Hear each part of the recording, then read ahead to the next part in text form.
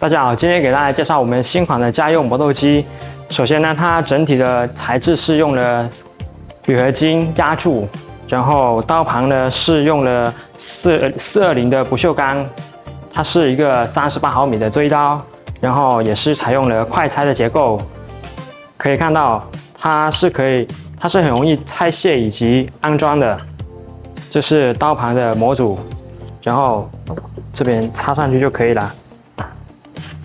还有我们设计呢是有一个专利的，这个刀旁快拆是有一个专利的，以及我们这个豆仓它也是有专利的，它呢容量大概是50克左右，然后它的转速呢大概是160转每分钟，然后我们的接粉杯呢也是采用了磁吸的结构，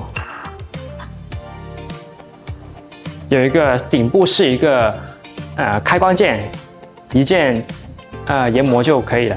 它有45档的调节，是一个无级调节来的，可以应对可以兼容意式到手冲，适合家用以及轻商用的，以及适合家用以及咖啡店的场景。我们这个快拆刀盘呢是可以定制的，根据客户的不同需求，可以定制10星的或者是7星的。我们标配的刀盘是5星38毫米锥刀，然后这个可以做成一个，我们这个快拆刀盘可以作为一个产品去购买更换。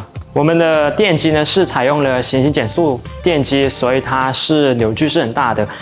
我们这次的研磨是用了极浅红的豆子。好，我们把10克的豆子放进去。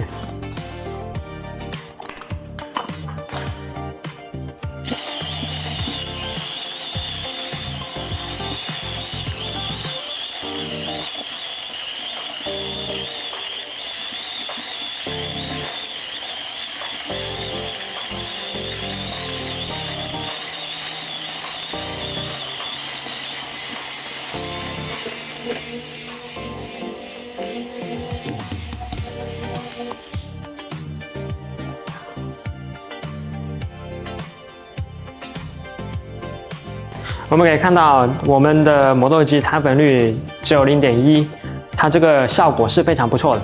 这就是我们研磨出来的效果。我们刚刚使用的是极浅红的豆子，可以看到它也是能磨出非常细腻的效果。